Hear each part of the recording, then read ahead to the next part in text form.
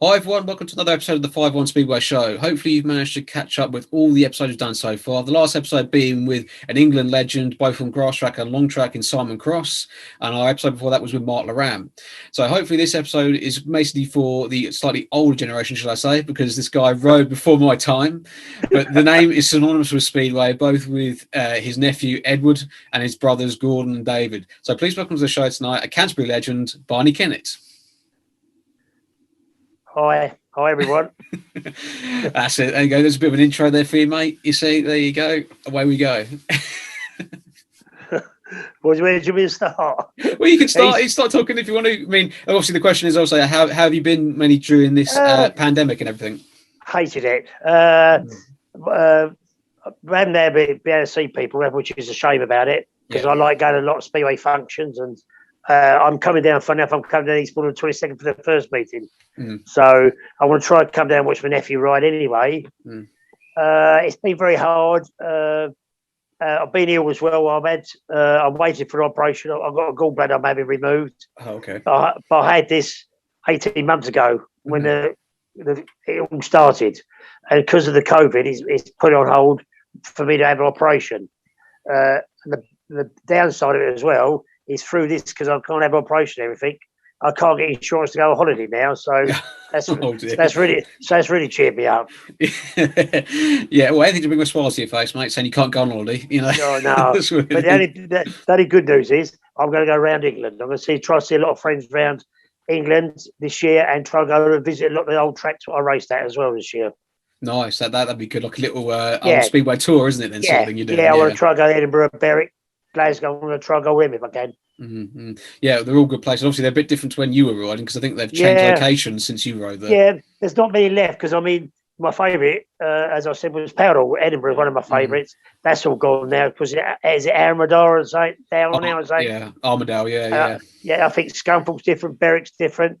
I think Newcastle's still Brough Park, isn't it? It is, and I think Berwick might have been the same place, because I think they were at where they are now when you were riding. Barrington Love? Barrington Love? Oh no! You would know that was the old small track. That was. This is that's it. That's a little one. Yeah, that's it. That's it. Yeah, that's the last time I rode there. Barrington Love. Yeah, that small little track they had. Yeah, but now they're back at the rugby club now, so it's obviously it's the big track. So. Yeah, so a lot of them. It's a shame when you look at it now, when you see commentary and all that closed and all derelict. It's such a shame. Yeah, and obviously, unfortunately, with your track, you're much associated with Canterbury. Obviously, going in '87 and things like that. It's such a shame that they all closed down. Obviously, you can't visit those sort of things, isn't it? But that now, I went there the other day and I was very shocked. I went there I'm very friendly with Ted Hubbard's wife, Jeanette, because poor old Ted died a couple of years ago. Yeah. And we went down there and she said, "Oh, do you want to go and look at the track?" And we went there. All that was left was a drive beside the river. It's all townhouses and all that built on where it was now. Very unfortunate. Very unfortunate. Yeah, it is a bit. Yeah, because obviously, again, it's a speedway town. Obviously, with the local derby being Eastbourne, and things like that back in the day and all that sort of thing as well. They don't change, does it, Eastbourne? We figure. I remember going when I first started in 1970, late 70, early 71. When I was 15, I remember practicing down there. That to me, that hasn't really changed. No, I can't imagine it really has. But apart from obviously the shape of the track and probably the buildings surround it and things like that, that's the thing has changed. It's still not very hard. A lot of memories for me, because I had my two brothers down there, my nephews down there, and how much we had the hassle with me riding for Canterbury and them.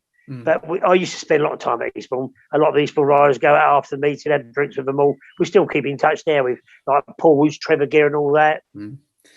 Yeah. I mean, obviously a great bunch at the time, because obviously I can imagine when you first sort of started. Did you and Dave and Paul, or Gordon all start together then at the same time then, or was it a case of like Gordon was first and then you two followed sort of thing? What it was there, what happened, me, Gordon and David were all doing junior grass track, and just about 69, 70, a lovely man who was a team manager of Eastbourne, Arthur Nutley, he come down to watch Gordon. He must have heard somebody say about watching Gordon, and he come down and asked Gordon to have a go at Speedway when Gordon was 15, and through that then he sort of chatted to David, and I sort of was carrying on doing my own thing.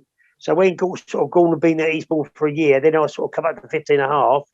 I wanted to be a professional rugby player. Oh, okay, yeah. So I was quite good at rugby, but my mum and dad bought me a speedway bike. So that speedway bike I had was the boy who rode in the 70s, early 80s, Ray Bowles. It's his dad's Billy Bowles' bike. Oh, that's cool. And that's a nice bit of history there then. So I had that, and I started when I was 15 and a half. And then it all sort of changed a little bit, not so much because my two brothers are doing quite well at Eastbourne. I decided I didn't want to be overshadowed by my two brothers. Yeah. So I got the chance through a friend of a friend to go to meet Johnny Hoskins. Nice. So I met him. I met him on my birthday. I met him, I don't know, about a week before I was due for my birthday. And I went and signed on my birthday for him. And I rode on the 19th for first meeting. I got 2 points for the first meeting, individual meeting. That's pretty good, though. I mean, to meet legend and Johnny Hoskins as being promoter and things like that, it must have been a jaw-dropping experience for yourself as being like a 16-year-old. Oh, he's marvellous. Lovely man. I had so much fun with him. He was a true gentleman. He was it's what we miss now in Speedway. He was such a showman. He put things on, but you don't now. It's all health and safety. But we used to, which I miss. I miss the riders, simple things they don't do now. As soon as the race finishes, they turn around and come straight back from the pits. Yeah. Just a little thought about going around the track, waving to the crowds. The supporters love it. But that's what we don't do. And that, it was all health and safety. Same as you could take a child on your handlebars around the track. Not fast, but just give them that pleasure. But you can't do that no more. No. Unfortunately, this thing called health and safety gets in the way of the good old days and things like that. Oh, but terrible now. I don't know if you saw any of the, like when Eastbourne in the National League and things like that, but you saw like the riders then go on the stock car track around Eastbourne and high five all the kids and all of that sort of thing. You see that a lot down at Eastbourne, I must admit. But when you go to other tracks, when the crowd is quite distant, I think a lot do nothing. Exactly, they don't do nothing, which is unfortunate. You know, things like that. That's what's killed Speedway. But then that's the way life is. You can't do much about it. No, you can't, exactly. But as you said, your first meeting, you scored 2 points in an individual meeting. I guess that was against a high-quality field at the time. That is so long ago, Neil, I can't remember. I can remember the Canterbury buddies like Graham Miles, Graham Banks, Dave Pinnett, Ted Hubbard, Bob Hughes, Ross Gilbertson. I can remember a few of them. And the other one, Mike Barkaway, is the old Jake Renison. It was all ones that are still riding from the Canterbury side, from sort of 69 and 70. Yeah, that's good. I mean, it's good that you can remember them. Obviously, probably most of you still in contact with nowadays, like I say, through Facebook and everything else nowadays. Oh, it's unbelievable. Yeah, I mean, obviously, my general knowledge of Canterbury isn't great because obviously I didn't follow Canterbury because I'm an Eastbourne bloke through and through. But I know places like Les Rumsey, like I say, Graham Banks, Martin Piddock, people like that. I can imagine they were a great bunch of guys. And obviously with the guys coming through at the time, also like the Jamie Luckhurst you had Dave Mullett, people like that who came through. They're because you're a bit younger. They're the boys who are coming through on my later part of life. I mean, I retired at 29. I was still young, but Jamie was in my side and David was in my side then. That's sort of late 70s, early 80s they were. Yeah, that's right, because I've seen a bit of footage from Canterbury back in the day and things like that, and they're mentioning people like, say, Jamie was just starting and things like that, and also you had people like Denzel Kent who was riding there as well in the early 80s and things like that, and then you had this little whippersnapper on a junior bike doing second halves from a Mark Laram. He was around Canterbury at the time and stuff like that. So it was lovely. There's a small world that I found a photo when Mark won the world champion, become world champion. I found a photo of him sitting on my bike as a mascot.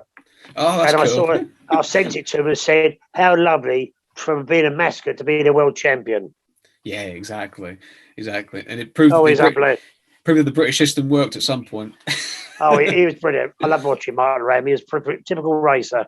Yes, he was. He was very much as it is now, the old school racer sort of thing. Yeah, leg back and in the dirt and where you went sort of thing. Yeah, you had Aaron. We went through it, didn't we? The most of them, two of them, was you had Screeny and all that. Screeny and Mark and all that around that era, like late 80s, early 90s. They were the hit to me. They were the heroes. They were. And unfortunately, that was my sort of generation when I was growing up, was seeing the likes of them come through the ranks and nice. And things like that. Yeah, so it was all good. But going back to obviously your career, that's what we're talking about at the moment. Yeah, all right, yeah. Things like that. So what was your sort of like your early sort of memories of Canterbury, apart from obviously your first meeting and then meeting Johnny Hoskins? What sort of do you remember about like turning up to a meeting or who you were against and things like that? Is there much of those sort of memories you can think of? It was so funny. people can't believe what I used to do before I go into a meeting. I used to play. I love football. Yes. And I played football till I was 50. And I used to play football on a Saturday afternoon. It's the gospel.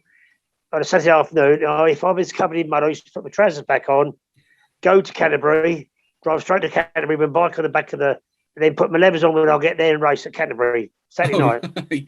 Nice. Straight after football. So you're warmed up and ready to go already, sort of thing. Right around, and the hardest bit was so funny.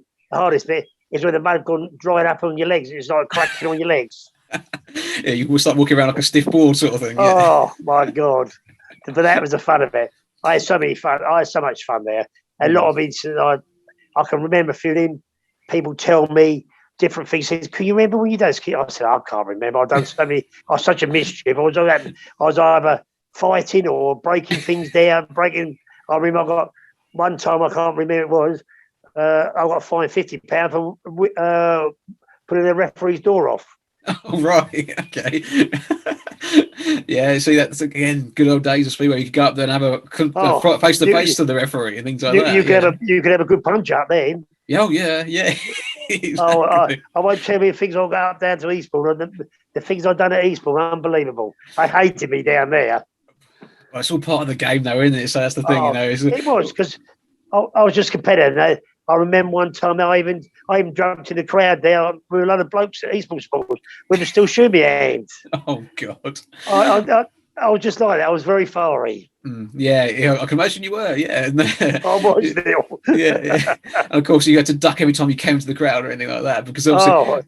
I hear the stories of the old days of Canterbury, from my dad or whoever else who went. There's unbelievable matches.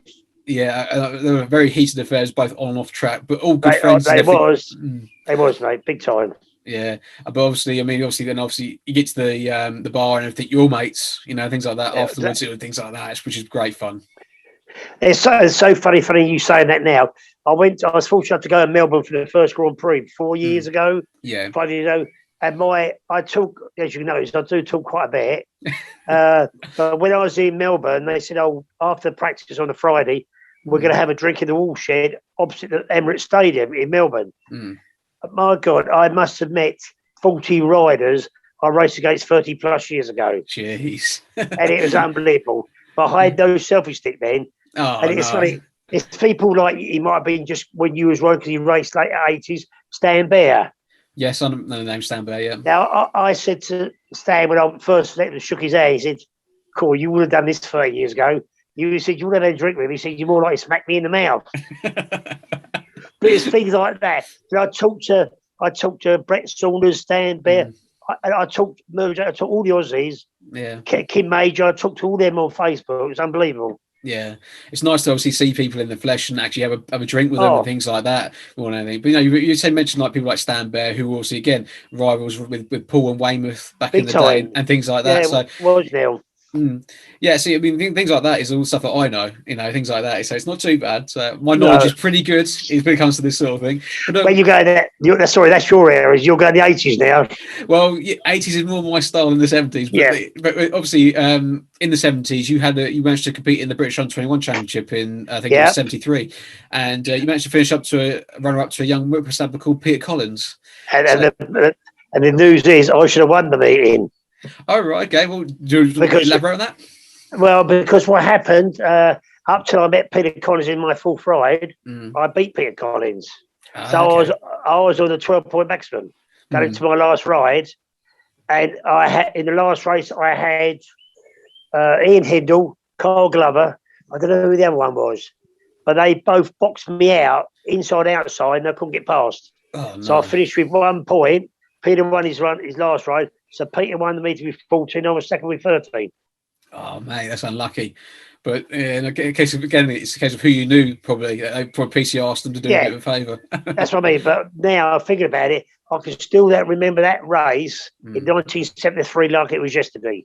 Yeah. Because the noise, the crowd, I could hear the crowd going mad because we was nearly both beside each other for 4 laps. Jeez, yeah, handlebar to handlebar, I can imagine. He was big time. Yeah, and obviously being a home track rider as well, all the crowds near enough on your side anyway.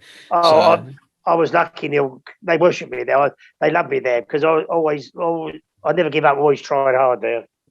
Yeah, because obviously Canterbury was a long, tight corner, technical sort of track, really. Because it was around the outside of a football field, wasn't it? Yeah, it was. Like it was around that. It was quite tight because I just got used to it. It just used to suit me because people used to say to me I used to go in the bin last but come out the bin in front. So how do you do that? Because I always used to go in and out, and I used to go around the white line tight. Yeah, because obviously battling Barney is also what we were known back in the day and things like that. When you came from the back and things like that, and got the elbows out, proper going past people like that. Plenty of elbows. Yes, I can imagine. There was a lot of elbows at the time. But did you have any sort of other National League clubs approach you then to come and sign, sign for us or anything? We were talking about that. Now I know insight of what I know now. I wasn't dedicated to Speedway because I loved working. I loved playing football. And I used to just turn up and I never knew mechanically minded, never knew about the engines, about gearing. And I knew a little bit to get me through. But I never had a proper mech. Years ago, we used to have a mechanic for ourselves or got somebody to help us. Yeah. Now they have people do this and do that. And that's my own regret because I could achieve, I think, so much more if I dedicate myself to it, but I just love doing it. I just like getting on a bike and riding it. Yeah, I suppose the buzz for yourself was, like you said, the crowd, working with like Johnny Hoskins, allowing you to do everything you want to do within probably reason and stuff like that. It's like that was your buzz, and obviously being the crowd puller at Canterbury, obviously then you think, what's Barney going to do this week? Is he going to get a maximum? Is he going to fall off, or is he going to knock someone out or something like that? Where you go, you're spot on. That's what happened every week with me. They come because they know what Barney going to do next. Yeah, well, there you go. But then again, also you managed to mix it not just in National League, but in British League. You had several appearances. Yeah, in the British League. We're signing there. We're signing for Hackney, weren't you? Yeah, that's what happened. Because what happened then when I signed for Hackney, I was the most expensive rider because it is all publicity. Because my brother Gordon signed from Eastbourne to Oxford for £1,500, but they wanted me to break the record, so that Hackney signed me from Canterbury for £1,500 and a penny. Yeah, I was going to ask you about that one. Because it's just all for the paper. Yeah, and of course at the time with Len Silver being promoter at Hackney and things like that. Again, like in the Johnny Hoskins sort of mould of try and make news, make banter, and make it all fun and everything. So, but obviously the jump to British from National League to British League. Did you notice the big jump at all, or was it just kind of meeting to yourself? It was the biggest problem. There is what I've always struggled with all my life is gating. Oh, yeah, and that's the difference because when my last 2 or 3 years, I was flying. I was getting 14s, 13s, 14s everywhere I was going because I was riding with a lot of confidence and I had a good bike underneath me. But the years before the 70s, most of the 70s, a lot of the time, I raced on rubbish bikes because I had people doing it. People really were ripping me off. I weren't doing it properly. Sometimes I was even warming my bike up and the engine was seizing up on the stand. But I've been raced. I've gone to meetings like all the way out to Workington and blown my engine up in the first race. And the engine failures I've had is unbelievable. The engine failures I have, where bike just pack up. Where I'm sort of really, because I didn't pay that much interest, I just got people doing my bikes. I won't mention no names because people have been there a long time. Yeah. But they just muck the engines up, and I'm like, how can you have an engine done up and it seizes up on the stand? Exactly, especially if you get back from having a service or whatever, then cost me £200 or £300 in 70s. That's a lot of money. Yeah. Then. Yeah, I mean, obviously, back in the day and everything, I mean, obviously the crowds are good. And obviously, some of the money was good back in the day, but obviously, it still didn't quite probably cover enough the equipment side of it, like it does nowadays and things like that. Gone. That's right. I just come up. Let's come up. I'll ring that. That's my brother Tracy ringing me. Oh right, okay. Just shot me out. What they did? All of a sudden it come up. Tracy, I just muted and declined it. Yeah, that's fair enough. That's fair enough. But no, but I was just saying about obviously the equipment side of it back then. I mean, it's probably a similar thing to what it is nowadays. The money doesn't quite stretch to cover all your costs and things like that. Today, Neil, I can't be because I saw about 4 or 5 years ago, I used to go quite a bit with Ed when he's riding the World Under-21s and he's in Poland, in Czechoslovakia, and he's in Slovenia. I went with David, sort of spat him a little bit, and I couldn't believe the price of everything. Like the price he tells of when we used to race. When I raced up to the 80s, mid 80s, it was £10 a tyre. Now it's like £50 a tyre. Yeah. Yeah. I just got, when they tell me about the spares, sometimes they're paying like 10,000 for a bike. Like an engine's 2 or 3, 4 grand. I can't believe it. Yeah, and it's only doing 3 or 4 meetings, and they have to service it again and things like that. But unbelievable. Obviously, the fortunate thing with likes of Edward and everyone, you know, being at Eastbourne, he doesn't have to sort of maybe rev it as hard as what he goes to someone like Peterborough or Paul or something like that. So that he's fortunate that way. But obviously, yeah, I understand that from my own riding point of view, the expense of everything and whatnot. But you know, I mean, it's great that you managed to keep on in touch with Edward and obviously follow his career a lot, follow Ed's career a lot and things like that. So, I mean, obviously, do you get nervous when Ed rides, or do you wish you were back on the bike against Edward or something like that? I get very frustrated with him. All right, okay. Because I know when that boy's riding good and when he excuse me, if he pisses about. And when he pisses about, I start getting really wound up. Oh, right, okay. Because I know he could beat anybody because he's got so much talent. And when he starts looking around, the worst thing when you know he's not riding right is when he starts looking around behind him. Yeah. And if I'm up in the stand, I'll start shouting because I'll get really angry. All right, okay. I'll listen out for you this season then.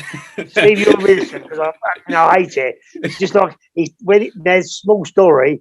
His dad, when his dad was riding junior class at 15, he always used to have his head behind him. Yeah. He used to watch the dirt come from his back wheel. Ah, right, okay. And Ed's got that habit because when my brother's with me, if I'm with Tracy, I know when he's riding, which I call it, arse in the air, head down, he's unbelievable. Yeah. I've seen him meetings when he's been unbelievable. Yeah, and I understand that because obviously I've seen Ed all my life watching ride. I think Ed is bloody good on the bike, and unbelievable. We won't take it anyway from it how good he is. And I mean, he's also good on a little pit bike as well. I've seen him do that pretty well. He's lucky because he rides bloody stock cars, anything he bloody drives. I know. Tell me about it. You know, he's pretty good at turning his hand to anything. You know, it's pretty. But it's a shame, Neil, because he sort of a few years ago he got to the level of Grand Prix ride, and then that was it. He stopped there. He didn't go no further. He did take that step up one more. He wasn't hungry enough because I'll get frustrated with him because I said, "You're not a Kennett because you're too bloody soft. You're rather up the fairy." Yeah. I said, David, I have a lot of arguments with David about him. I said, you can't take it away from him. I said, he's got a lovely nature like his mum. He's not got that Kennett instinct, want to bloody kill anybody. I said, that's what he misses sometimes. So I've seen him knocked about, and not somebody knock him off. If it was me, I'll go over there and smack him in the nose. He go over there and shake the hand and say, you all right? You all right? Yeah. I see the Eastbourne one time, I was fuming. He shaking the bloke's hand saying, you all right? I couldn't believe it. Well, it's probably a thing called sportsmanship nowadays. It's going through it. If I rode Neil, I'd be put in prison. Well, yeah, you'd be escorted at the stadium every week, probably. Yeah. But again, I mean, I don't know if you were there for obviously the very controversial 2019 meeting against Glasgow. Was it when they dug the track up? Yeah, well, we had the big old punch ups and things like that, which is which is unfortunate, but also like anything, like any promoter would say, any news is good news really for Speedway. I mean, obviously it's all for the wrong reasons, but it's still got in the press about it and things like that. But you've been proud of Ed that night. I think I see him, and I see my brother involved as well. Yeah. Because I said to my mum, I said, that's not my brother. That's not Dave. I said, it is. It's Dave who got involved with it. I couldn't believe Ed ran in there as well and jumped in. Yeah, I know. Yeah, that was a fun night. Tell me about it. That was a real fun night. But going back to obviously again, back to yourself and everything. I mean, you must have been proud of yourself, proud of Gordon when he managed to make world number 2 in the 78 final. Neil, I couldn't be more proud of my brother and I still think they underestimated him. He didn't get much praise as he did get, Gordon. Because he was unbelievable. Yeah. And it's a prime little example of it. I had a Neil Street engine, which I thought was crap, at Newport. And I said, Gordon, you get on there and ride it. He went out there, jumped straight on it, but that's what he could do. And he went and beat Phil Crump around Newport. But that just shows you up what he can ride. He could jump on anybody's bike, different handlebars, anything, and he'll ride it as his own bike. But watching him was unbelievable. Watching him, he just he was just there, and I wish he could have. I still think he could achieve more if he had a bit more aggression in him. Yeah, he was hard, but he wasn't hard enough. Because sometimes in our era, Neil, there was a lot of left and right turning. Yeah, but that's what, when you look at it, that's what Speedway was about. Yeah, because obviously seeing the DVDs that I have seen of that sort of era and things like that, obviously what I see is very, very limited compared to what you lived through, and things like that. But obviously watching the whole final, that 78 final, I mean, no disrespect to Dave Jessup or anyone like that, but everyone tipped DJ to win that year. And obviously then, like you say, GK, Gordon came along and spoiled the party, really, especially in Heat 4 when we've knocked Ivan off and things like that, which got the crowd going, things like that. But the nice thing about that is Kim Majors come on, he's put that in a question about Gordon didn't touch his dad because he's saying his dad was injured with seizing. Yeah, that's what I've read as well. I've read about it in Ivan's book and things like that, saying about that. But I just think it was just a close race, that sort of thing. Yes, it was. And the same as we say about DJ, then a lot of his pitfall was down to himself. Yes, I've heard because about that as well. The problem we had with that, what I heard about that being, he machined down his rocker arms. Oh, okay. I didn't made them lighter, and they snapped. He was always in his engine was trying to make things lighter. Yeah, and obviously then that's the sort of things that cause the engine problems, and things like that's that. It. Because he was unlucky, David. It was unlucky because it's so funny that you go through that, how things happen in Speedway. Because my brother Gordon used to race against Dave at Junior Grass Track. Yep. And used to wipe his arse all the time. Oh, really? Then, it just shows you how bad sportsmen sometimes. When my brother kept beating him and beating him, they made my brother strip his engine down, saying he was riding an oversized engine. Oh God! this is on Junior Grass Track in 1970.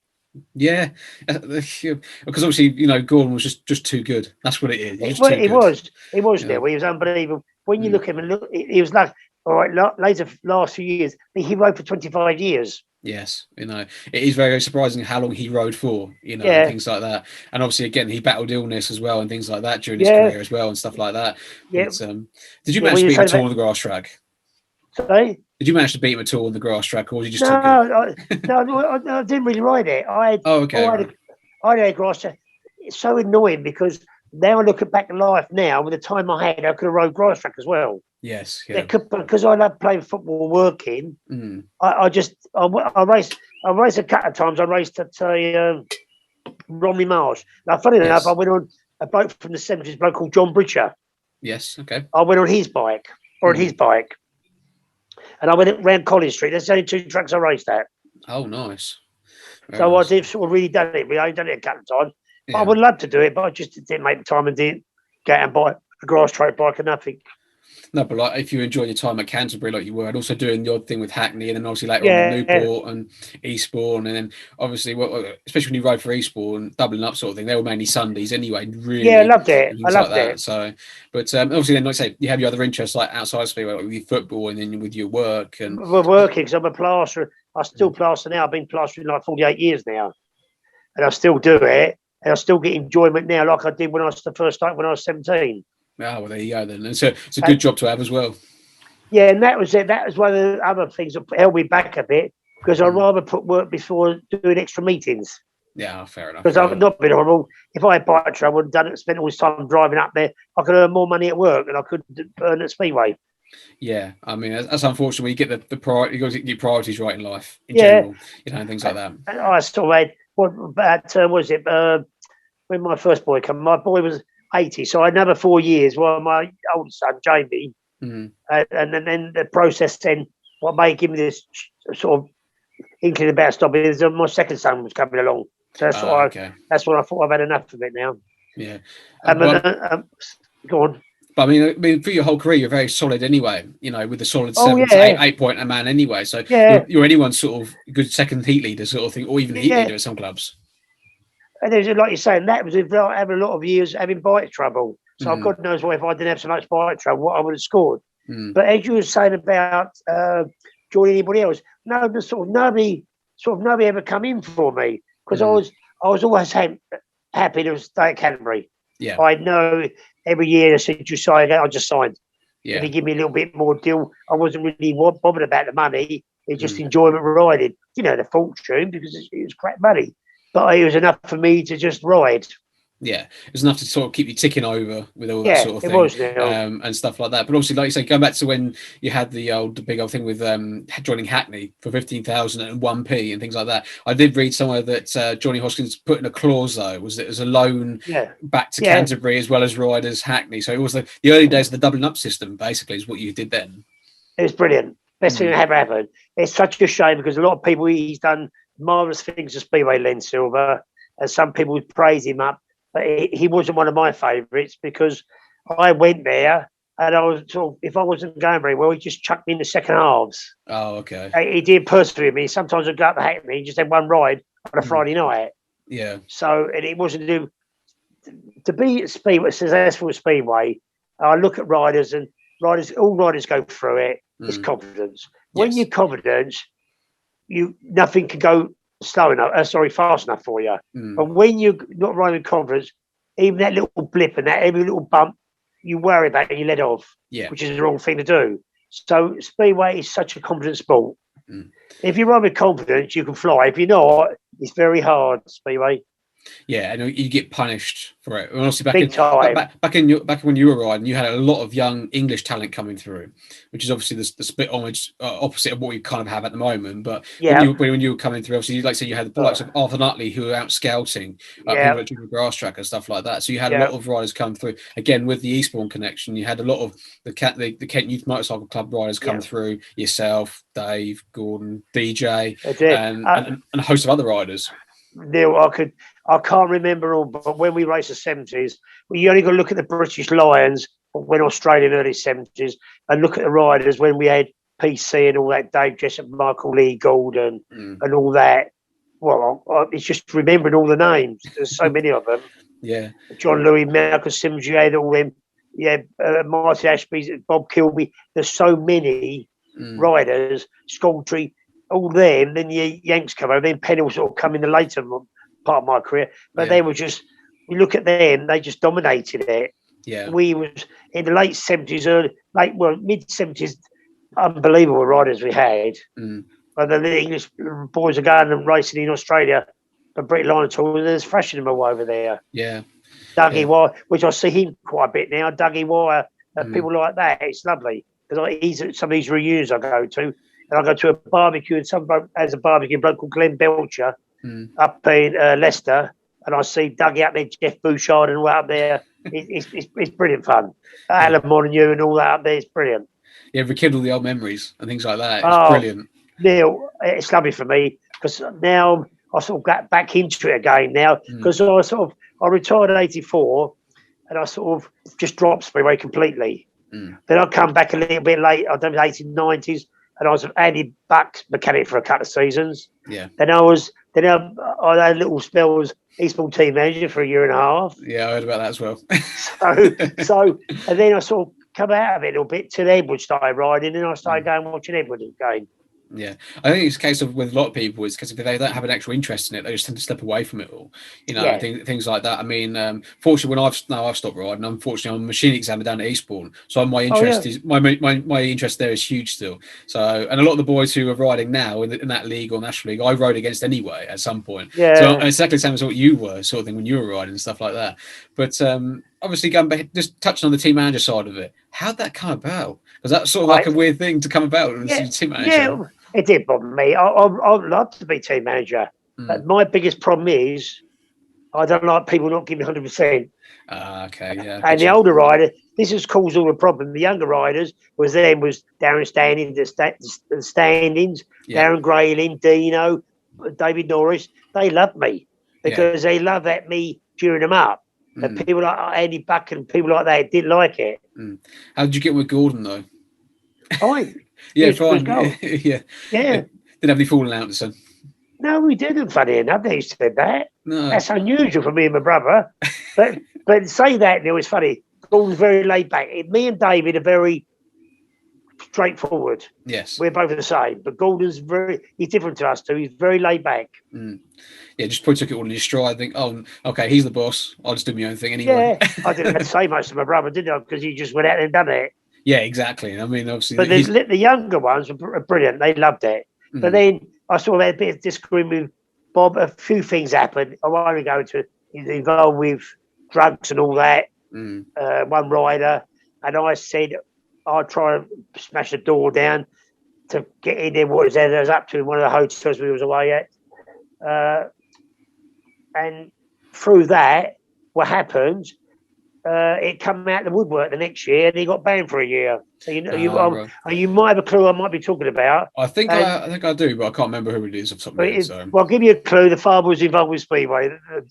Eastbourne, they owned it. Oh, okay, okay. So that's why we fell out, and that's why it resigned over that. Yeah, which is fair enough, because obviously, you as an ex-rider, you want the best from your riders. Yeah, and obviously, you want to be happy and be clean and all that sort of thing, and away you go. I mean, because obviously, I again, looking at it from what I've seen and everything, that team of '88 was almost a team that could have won the league in National League at Eastbourne. Yeah, should have. But that's when Russell was there, wasn't it? No, Russell left in left 87. Who was there at 88, Neil? I think it was Garth and Lawrence Rogers, I think, were in charge at the time. That's who got me involved with it. Gareth got me involved with it. Yeah, because Russell did from, I think it was 84 up until 87. And I think I'll come after him, yeah. Yeah, because Russell went on to Wimbledon for a couple of years. That's it. And then obviously Gareth, and that's Lawrence who it was. took over. Gareth got me involved because I was at same time I was in mechanic in Andy. Ah, I see. That's where the tie comes into it. So it all coming from there. Yeah. And how was Andy Butler work with? Because obviously I don't know much about him. He's it's such a small world now because I think he's been married 3 or 4 times. Right, okay. And he's a policeman and he lives up in Newcastle. And the only reason why I know this because one of my old friends who I see quite a bit now, who's married to his sister. Oh, okay, fair enough. The rider is Ian Clark. Oh, I know Ian Clark. Yeah, this is my Sandra, who's Andy Buck's sister. Oh, okay, fair enough. That's cool. So I see them. So Sandra tells me all about it. Oh, right, okay. You're the man who's got you in. You see, that's what it is. Because they don't really see Andy much because he keeps himself to himself. Yeah, fair enough. Because I always knew that he owned that little cottage down in the Eastbourne car park for a few years. That's it. Things like that. That's typical Andy. Yeah. I remember that because again, my old man told me about that sort of thing because obviously we're going there in the 80s and that sort of thing. But that's another good thing to hear about Speedway. Is like you're literally living in the stadium car park. Brilliant. Eastbourne, the fun we've had at Eastbourne over the last 40 years has been unbelievable. Because before the 70s, that we used to go to the Golden Pot, is it Golden Cross pub? Yeah, down the road. We used to go there in the swimming pool. My brother used to dive in there. Davey did. But that, because the manager there used to be involved with Speedway. Dave used to own it years ago, in the 70s. But we used to go down a person called Simon Bruce. Can you remember that name? No, I don't. 70s from Eastbourne. But we used to go down the Eastbourne seafront, go swimming at 11, 12 o'clock at night after Speedway. And we was the opposite riders, but we mixed with the Eastbourne riders because we used to get on really well after the meetings. Yeah, because obviously, again, all the local, like the Canterbury Eastbourne rivalry, all the guys were local, and you all probably raced against each other at some point earlier on in your career and things like that as well. Going back to the grass tracking days and then on to Speedway and things like that. So, but it's all good to hear because I mean, I'm only a youngster. I don't know anything about this sort of thing. I would tell you. And then when I see quite a bit of him, I'm hoping to come down and see him soon. Is Steve Webley. Oh yes, good old Steve. Yes, because Steve was originally, when he first started, he was my mechanic. Oh, that's cool. That's really cool. And the other one you might know, who's involved with Eastbourne now, is Barry Johnson. Yes, Barry Johnson. Yes, because he told me a story the other week, I think it was, but it was about doing engines and things like that. He was my mechanic for about 11, 12 years. Barry. Yeah, that's it. Yeah. Because he obviously became a paramedic down at Eastbourne. He did, that's right. He's now the health and safety bloke at Eastbourne now. Yes, that's Barry. Yeah, that's it. And I mean, he's another guy who tells me that he watches these shows, so he'll be pleased to see you on the show, mate. He'll be pleased to see you. Yeah, exactly. All right, Barry, I'm still here, mate. I'm still going. Yeah, I'll see Barry on the 22nd. Yes, you will do as much as anyone else that you can think of, because I'm sure you get a lot of people who will come up to you and talk to you after this one. So, where do I stop? It's like anything, Neil. It's remembering because I see all these old Eastbourne supporters. They love me coming back. They they love the old memories of fun what we used to have in the 70s. Yeah. Oh, yeah. I mean, again, I always say I was born way too late for this sort of thing. You missed a good era, I'll tell you. 70s was good fun. Yeah, I can imagine they were good fun. And obviously going into the early 80s, like you said, when your career was sort of like calming down a bit, it was still good because, like you said, you had the Americans and all that sort of thing coming into it and stuff like that. So I love the Americans, especially Bobby Swanks. Yes, yeah, good old Boogaloo. No, what I mean, that's being sarcastic, because I had him one day, he cut me up, and I come in the pits, and it's a gospel. I don't know if I've been eating 3 shredders or something. I picked him up by the throat and had him up on the wall. Oh, no. Oh, jeez. And I won't tell you what I said to him, but he come back the week after, and I had the other 2 brothers with me then, and he goes, gee, man, he goes, see all the brothers out today. I said, you know me, Bob, I need myself. He said, yeah, I know that. Oh, so I don't know why, but I picked him up by his throat and had him up against the wall. Yeah, he's only a little bloke. So yeah, that's what it is. But yeah, I mean, obviously, again, Boogaloo became an Eastbourne rider later on and things like that. And but yeah, I mean, it must have been fun running against. I mean, I've had Dennis on the show previous, Bruce on the show previous, and they've all said that they thoroughly enjoyed coming down to Eastbourne and stuff like that because it was like being at home. We was lucky because they come over it and they give, not being novel, we was lucky in the 70s with the riders we had, but they give that extra, the Americans give that extra boost. Yeah, yeah. And they was worshipping Bruce Penn and all that, and people like he lived with my brother Kelly Moran. Oh yes, good old Kelly. Yeah, he lived with David, but when you look at him, he was unbelievable on a speedway bike. Yeah, and greatly missed. Greatly missed. Oh, big time, all the time. Did you manage to ride much with Kelly then when you were riding with Eastbourne then? No, because Kelly was there. There's a mixture with, if I can remember who I rode with, but Bobby Swanks was all that there. I raced against Penny and all that. He was mixed in there, but they were just that, not being horrible, that bit quicker because they had better. Because how I look at Speedway now, and people had all these backing and all had these bikes and everything. I just jumped on a bike to ride every week, so it wasn't. It might be the wrong gearing or something, but it wasn't the proper. I could have done a lot better. Yeah, yeah. If I had, and I had, because I lost my father-in-law a few years ago. And he was very clever. He's an engineer. And it's such a funny world. Yeah. When we done junior grass track, his son was called Gary Keown. And it's a funny enough, I'm with his sister now, who I was with when I was 13. I'm with her, and I've been with her 23 years now. But Harry made Gary a little Honda lay-down engine. Oh, right. In 1970, 69. So all them years, he had a lay-down engine that early. Yes, yeah, because it's a bit like seeing when you see the pictures of was it Will Phillips when he had the lay-down Jap and things like that. I think and obviously the laydowns is now the dominant force nowadays. Anyway, but I mean, it's hard to it's weird to see those sort of things so early on in Speedway, really. Compared to where we're at now, sort of thing. It's what you get used to. I look at laydowns now when they take all the coverings off, all the advertising off. I think they look ugly. They got like they do. They've got engine laid down on the floor, the tank up in the air, a big hole between them. Yeah. But when you look at our bikes, the uprights from the 70s, the bike's quite solid. Yes, they are.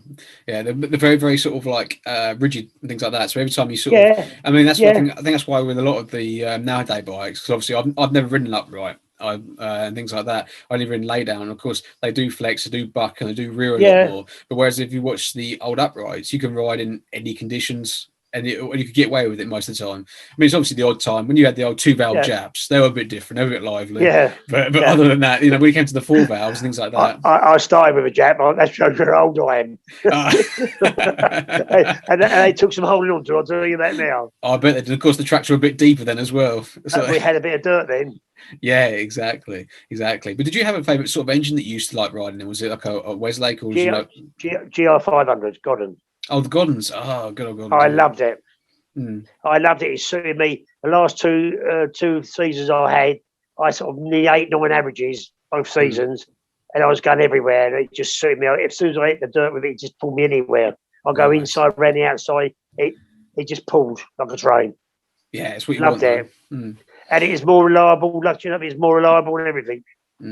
Yeah, which is also, again, it's good to see that nowadays that Gordon are coming back into Speedway properly, and with their own engine and stuff like that now. Because I Gary down at Gordon do my engines for the last sort of 5 years of my racing career, and there were a lot of engines were brilliant and things like that. And I got to learn over the sort of period about this engine that I kept developing. I kept saying to him, "Tell me about it, and all that sort of thing," And he just that was good.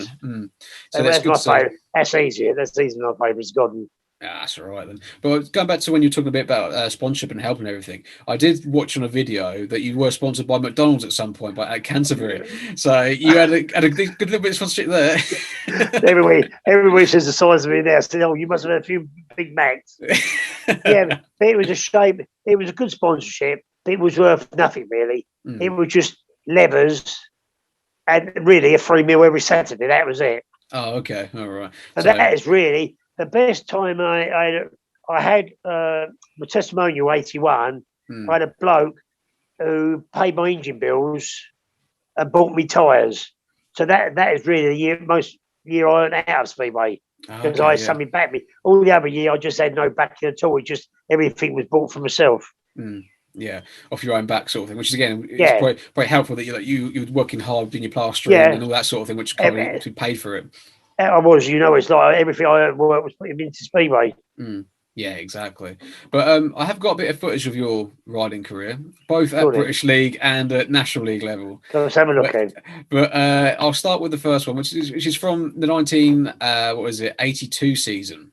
Against Cradley, ironically, at Eastbourne in the Knockout Cup. You're coming up getting number 2 here. I've seen my Barney Kennett on the spoiler there. Yeah, that's it. Yeah, I think you've got Lily Borretta Hanson, Andy Reid, and someone else in this one. I think it is. But I mean, he must have been like the good old days of Speedway. Look how good late as usual. But I mean, it's just great to see like you riding well and riding hard, and it just shows people what you were like at that time. Come on, get underneath it. Yeah. Okay, I got a running commentary now. You see, that's what we've got to be. Since I should be going out. Yeah, you see, this is lovely because I've never seen this before. Oh, you see, it's trying to get underneath him here, things like that, inside and outside, and that sort of thing. I mean, I'm just looking at things like the crowd you're riding against and things like that. Oh, and there we go. Give him a little nudge. Oh, that's right. I'm glad you found that one. Yeah, I can see that one a little bit then. With my bit of my leg, then I thought it looked a bit like Gordon then. Oh yeah. Yeah, very similar. It's cutting the old leg back and things like that. I usually look like Gordon. Yeah, oh, that's nice. I'm going to win it. Yeah. I'll show you. Find some good races. You stopped to me. Oh, hey, you still there? I'm rushing a moment. All right. Well, we're just seeing the end of this one where you've just crossed the line and you've won it. I mean, it's just great to see this sort of thing happening, and that sort of thing. It's a great race to see you come from the back, Barney. I mean, obviously, like you said, you come back with the battling attitude and things like that. Getting the elbows up again, and giving a nice little rub as we went past, sort of thing. I'm Barney. Have a bit of that. Yeah, exactly. But that's very strange that you said about you think you look a bit like a Gordon sort of style in a couple of those images. It's so funny. One bit there, just come around the corner. I thought he looked like Gordon. One split second, he looked like Gordon. I thought, I'd never raced like Gordon. No, I suppose he just did. I suppose because maybe you and Gordon had upright styles. Maybe looked fairly similar. Yeah, because I've seen footages of Dave riding, and he's very much very laid back over the handlebars sort of rider he was, and things like that. That's right. Yeah, I mean, I still find it strange that Eastwood never approached you to come and ride from a longer period. To be honest, it'd be nice. I would have done it if they asked me, but through all my years, that's really disappointed. I don't know if it would be nice if somebody sort of asked me to have a go, even riding for somebody in second division, like wanted me offer me more money to come there because I was scoring points. Yeah, but I think they must have knew I was happy riding at Canterbury, I suppose. Yeah, and like you said, the fans' favourite, and things like that. I was that. There's a lot to do with it, and it wasn't. Nobody coming to me when they said, "Oh, he was unsettled and he wanted to get away." I never really wanted to get away from Canterbury, so I think that's my answer. Really, I suppose that's why people never come in from me because I never said I want to leave Canterbury. No, and then of course a lot of people read things in the press at the time, and the Speedway Star, Speedway Mail, and all that sort of thing back in the day. And they obviously take that as more gospel than anything else. So, but Yeah. But speaking of Canterbury, I have got a race from Canterbury, so that we can watch. And again, it's another good race. This is you from 1983 when you're riding against Berwick. You have a certain Bruce Cribb on the inside of you. I get on really well with Bruce now. Yeah, I bet you do. I see him quite a bit, old Bruce. Yeah. They call him the golden handshake. Don't let him ever shake your hand, because when he shakes it, he did it first. I've got arthritis in my hand. He nearly broke my fingers. I thought, next time I'll get him, I'll get you back. So next time I've got his hand, I'll make sure I've got his hand and squeeze his fingers together. Yeah, I bet you did. But another good gate. Yeah, brilliant gate. Yeah, brilliant gate. Yeah, look, before I nearly come out the bend, I'm in second. Come out, just see if I can recognise any of the riders. Well, in this one you've got Bruce Cribb in white, Rob Grant in yellow, and you've got I thought it was Robbie. Cribb's beating me, is he? Yeah, he's beating you at the moment. Yeah, but I'm sure the track craft will come into it in a minute. You're coming from behind. You look at that. How the hell did I beat him when I'm that far behind him? So I must have done something. Unless he had a tea break. Oh, you probably had a tea break halfway around. But no, but it just shows the shape of Canterbury, and again the crowd that's there, and is Dave Millett trying to go around the outside here. He'd be keen if he's going around Rob Grant. I'll tell you, I know what Rob Grant was like. Yeah, he was a bit of animal on the bike. I'll tell you, Rob Grant was. Yeah. Oh, Cribby, I'm up inside him now. Yeah, you're going to be inside of him now. Oh, look, right the Cribby, curve. get away, Cribby. I'm coming. I have to remind him about that one as well. Yeah. Well, I can send you the footage of it. You can show it to him as well. Yeah, that'd be lovely. Yeah, and there you go, across the line for the win. I like that. Thanks very much. That's all right, man. No problem. But it's just nice to look back at some of these races and things like that, and just and see it. And things. We must love each other because we shake each other's hand then. yeah, just a good race. That's what it was. Just a good race. I might be turning around and going to whack him now. Yeah. I never saw that bit. But no, like I said, it's just nice just to look back at some of your races and things like that. I mean, it's unfortunate because of that time. There wasn't a lot of footage from that time, really. That's a shame, Neil, because is it retro videos? But he started coming on the scene really early 80s. Yeah. Because I've got a couple of videos he's done about. I haven't got in tons because I raced guested for Arena at Wright House. Yeah. He's got that on video. He'd come on the scene, shame, like sort of early 80s when I was really coming out of my career then. Yeah, I think also that sort of time TV was coming more into it. You're getting more and more to sport and things like that at that sort of time. But obviously, it wasn't until like I think it was like the mid 80s. It covered like the National League and things like that. Really, because I've got again tons of footage of Eastbourne from the mid 80s and things like that. Yeah, nice, lovely, mate. Yeah, so it's just like it's a shame you just didn't keep riding another year longer. You would have got on TV more. That is a shame then because it all started with my brother David said to me, "Are you enjoying it?" I said, "No, I'm not enjoying it." Mm-hmm. So he said, "Why are you doing it?" Yeah. And I went to start my own. I was working for a plastering firm, and I've been with them. They've been good as gold. Let me have all the time off I wanted. Yeah. But I was coming to stage, and I thought I want to start my own business, and that's what I've done. As soon as I got out of Speedway, I started my own business. Yeah, because I think I read somewhere that you were thinking about doing the 85 season, but I think Wally Mosley was thinking to fit you in the team or something like that. I think I remember. He wasn't going to give me the money, Neil, because I was the same way the year before. He wasn't prepared to buy, and he kept nagging me all through the winter. He says, "Come to Arena, come have a practice and all that." I built 2 bikes up for the 85 season, and in the end. I just sold both of them because I wasn't happy. And he dragged it on to literally March when the season would start. And then I made that decision. Then my brother spoke to my brother, and in the space of a couple of weeks, I thought, that's it. I've enjoyed my fun. I'm fed up with working on my bike 5 or 6 hours every evening, come home from work. I'm riding it for 5 minutes every meeting. Yeah.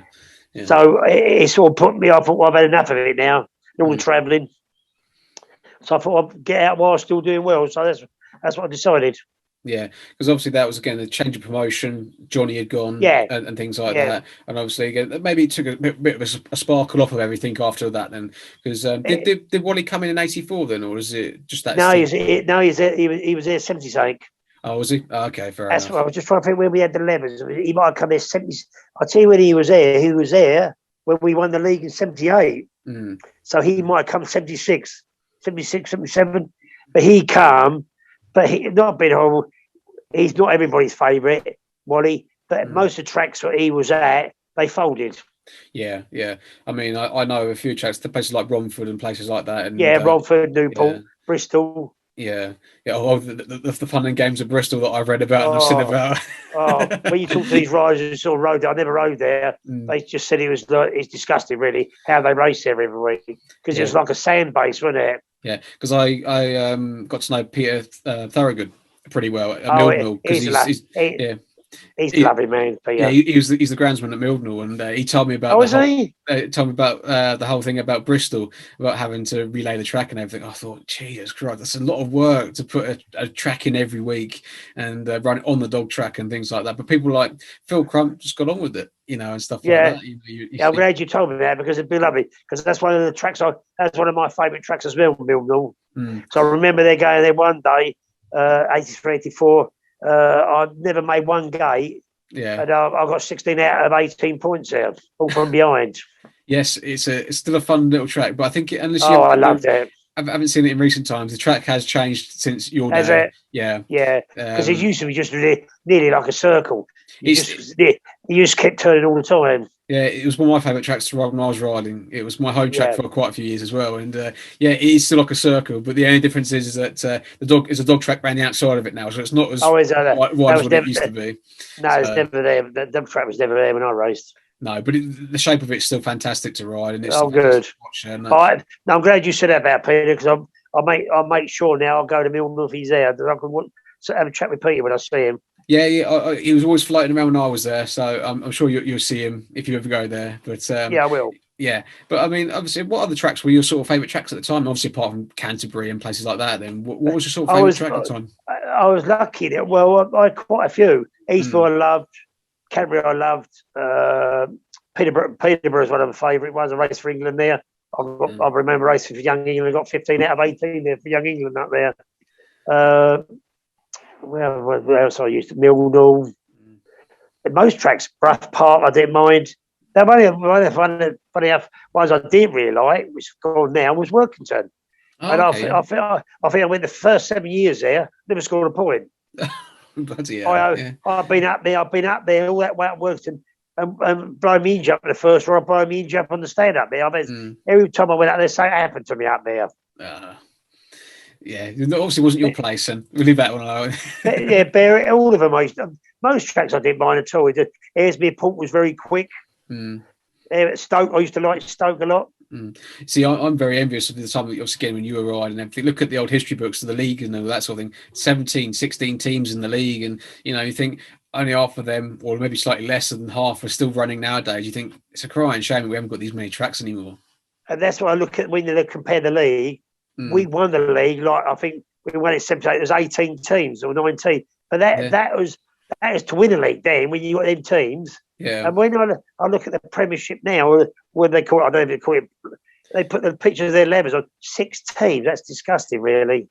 Yeah, I mean, breaks your heart. It is very unfortunate this year. I think this year's going to be an interesting year anyway with the pandemic and everything. But I mean, in my personal opinion, I might get shot down for this, but I still think they should have gone to one league this year. You might be right there, Neil.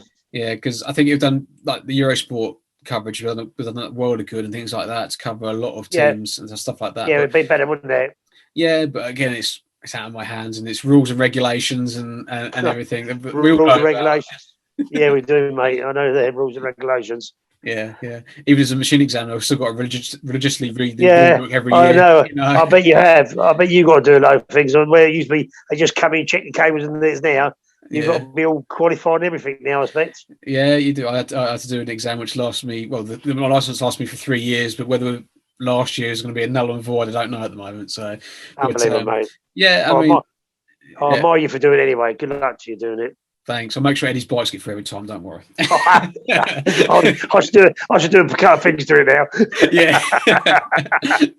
yeah. But no, I mean, it's all good. And I say, as a collector and a historian of Speedway myself, I love just looking back at your era and things like that. And again, being very, very envious of seeing likes yourself, and obviously against some of the boys that you rode against. Unbelievable.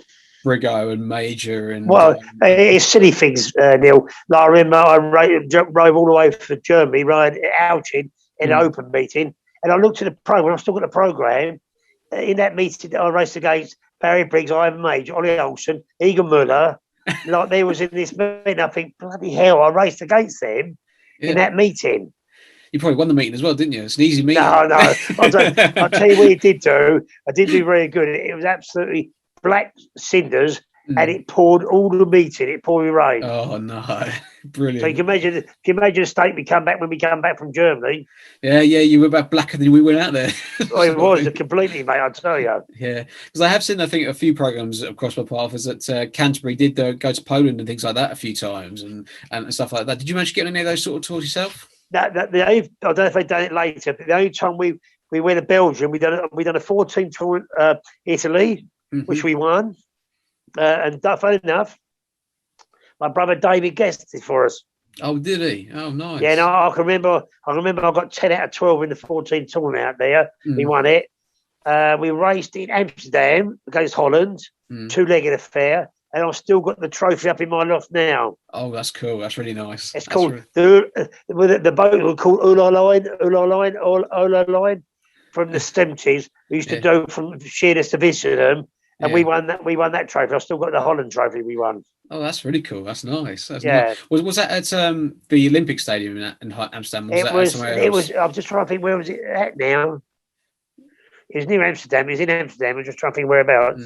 Because I know the fact that apart from also having that world final in '87 at the Olympic Stadium, they did have Speedway there prior to it. That sort of time in the '60s and the '70s. That's what's in the footage of it. So, but because we was talking about somebody the other day, and somebody come up. Henry Crozer, who used to ride for Halifax. Yeah. Well, he come up. Some name come up on Facebook the other day, and I was quite shocked. It was called Fritz Kopp.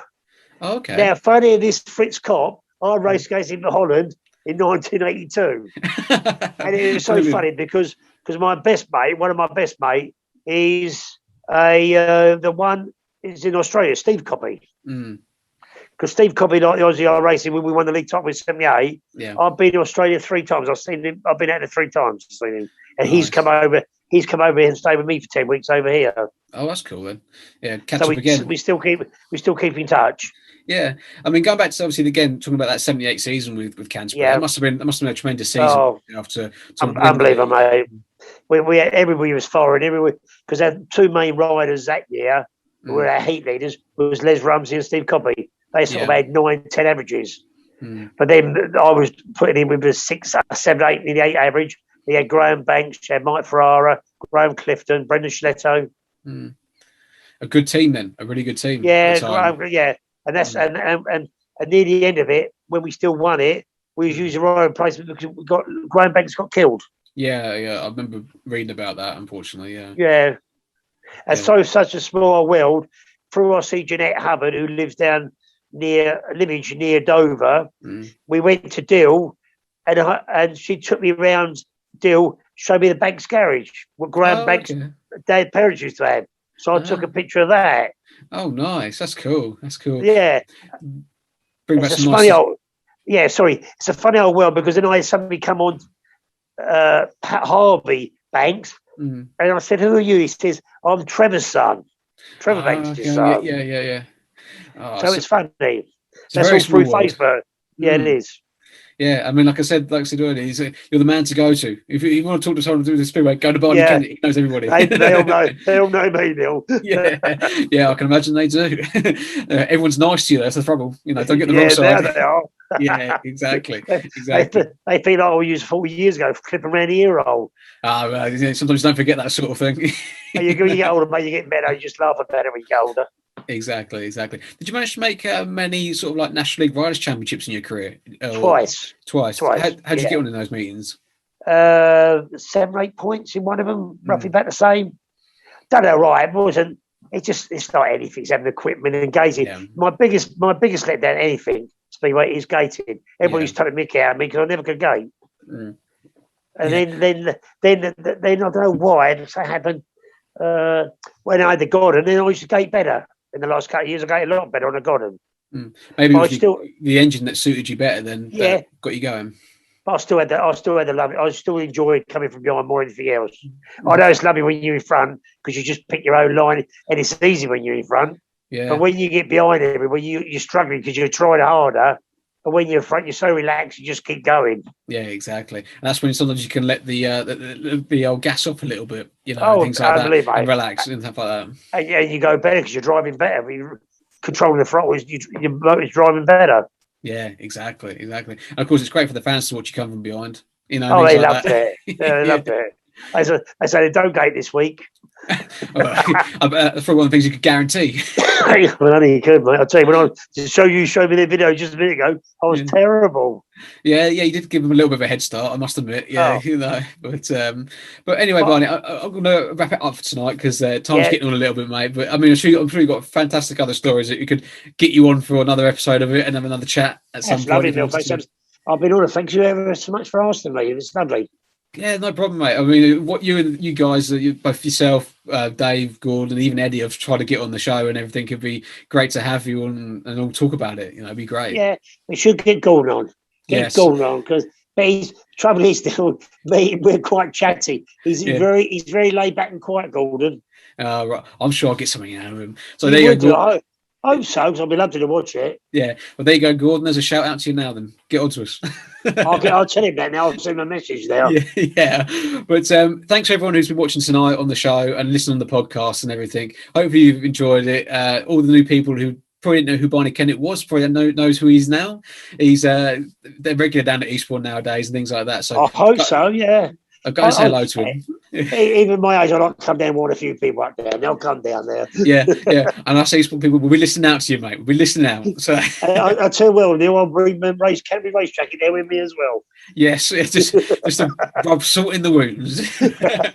But cheers for your time tonight, Barney. Much appreciated, thanks, mate. All right, then take care, buddy. Yeah, look after yourself. See you later. Cheers. Yeah, bye.